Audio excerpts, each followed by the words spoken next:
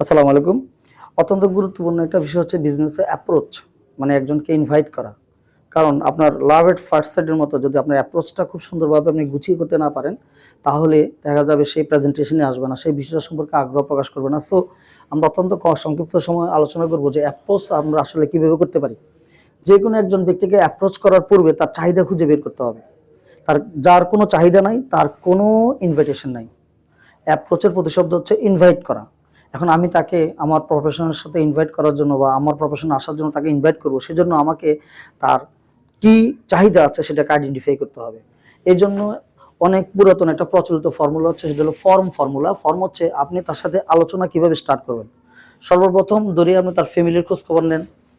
ফ্যামিলির খোঁজ খবর নিয়ে তার পরিবার কেমন আছে, আত্মীয় স্বজন কেমন আছে, মা বাবা কেমন আছে। হয়তো কথার প্রসঙ্গ সে বললো আমার মা অসুস্থ আছে দীর্ঘদিন, ডায়াবেটিসের প্রবলেম। তার মানে আপনি এখানে একটা পয়েন্ট পেয়ে গেলেন যে ওনার মায়ের অসুস্থতা আছে, ডায়াবেটিস। যেহেতু আমার কাছে ডায়াবেটিসের ওষুধ আছে, তার মানে আমি চাইলে এটাকে কেন্দ্র করে তাকে অ্যাপ্রোচ করতে পারি।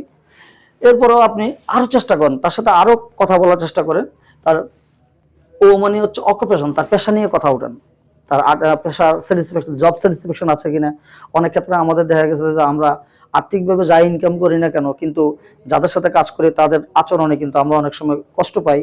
আবার অনেক সময় আমি যে পরিমাণ পরিশ্রম করি তুলনামূলকভাবে কোম্পানি আমাকে সেরকম পরিশ্রম বা মূল্যায়ন করে না। তাহলে একটা জব স্যাটিসফ্যাকশনের গ্যাপ থাকে।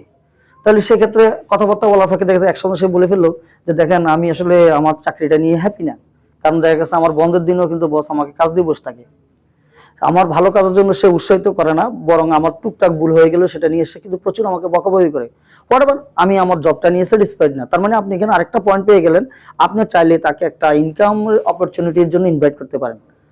তাহলে এখন আপনি এর মধ্যে হাতে কিন্তু আপনি দুটো পয়েন্ট পেয়ে গেলেন। একটা পেয়ে গেলেন কি, তার মা অসুস্থ, ডায়াবেটিসের রোগী। তার মানে আপনি চাইলে এটা সলিউশনে তাকে অ্যাপ্রোচ করতে পারেন।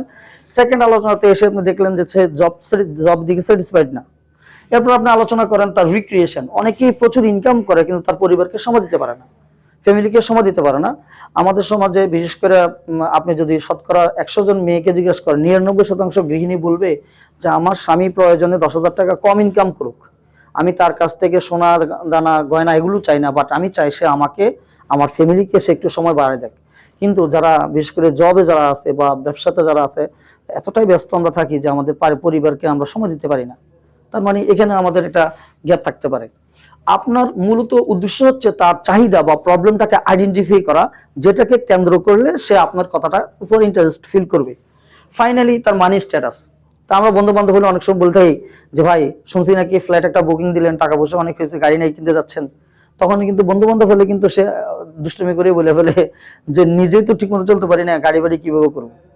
তখন তার সাথে আপনি আলোচনা করে দেখলেন বা কথা বলে দেখলেন যে সে যা ইনকাম করে তা দিয়ে তার ফ্যামিলিটাকে সার্ভাইভ করাতে পারছে বা অনেক কষ্টে চলতে পারতেছে, বাট ভবিষ্যতে বাচ্চাদের জন্য, ছেলে সন্তানের জন্য ভবিষ্যতে যে একটা সেভিংস ইনকামের একটা অংশ সে সঞ্চয় করবে সেটা পাচ্ছে না। তার মানে তার একটা ইনকামেরও গ্যাপ আছে।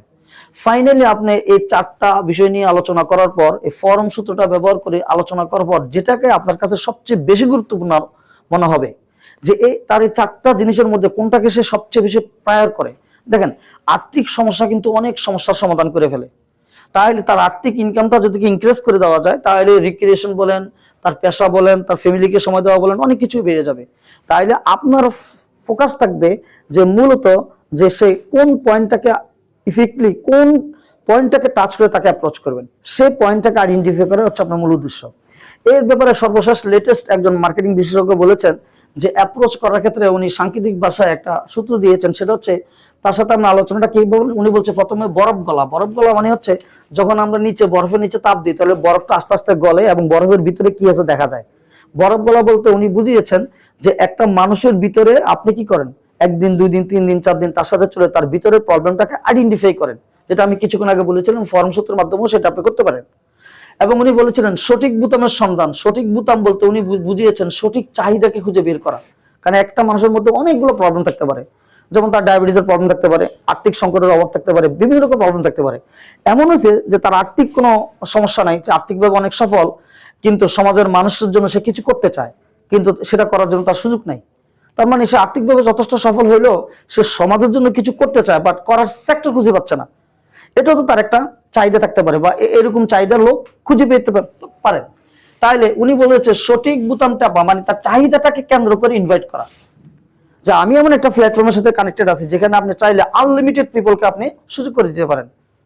সো এবং পাকা কথা বলা, যখন তাকে ইনভাইট করবেন আপনি অত্যন্ত কনফিডেন্টলি, অত্যন্ত আত্মবিশ্বাসের সহিত আপনি কথা বলবেন, যেন আপনার কথার মধ্যে সে একজন আশ্বস্ত হয় যে না, সে যে বিষয়টা নিয়ে কথা বলছে সেটা অত্যন্ত গুরুত্বপূর্ণ। আপনি তাহলে আমরা এই টোটাল বিষয়টাকে আমরা সারাংশ নিয়ে আসি। প্রথম হচ্ছে আমি একজনকে অ্যাপ্রোচ করার আগে তার চাহিদা খুঁজে বের করব। দ্বিতীয়ত তার চাহিদা পূরণের আশ্বাস, যে ওকে কোনো সমস্যা নাই, আপনার এই প্রবলেমের সুন্দর সলিউশন আছে। এবং তৃতীয় হচ্ছে চাহিদা পূরণের সহযোগিতা, যে আপনি যদি চান তাহলে আমি আপনাকে এই সমস্যার সমাধানে একটা ভূমিকা রাখতে পারি, আমার একটা ভালো সলিউশন প্ল্যান আছে যেটা নিয়ে আমি আপনার সাথে বসতে চাই। আমি বিশ্বাস করি যদি সঠিক চাহিদা খুঁজে আপনি তাকে ইনভাইট করেন, সে অবশ্যই, আপনি তার পিছনে ঘোরার প্রয়োজন হবে না, সে বরং বারবার ফোন দিয়ে আপনার সাথে বসতে চাইবে।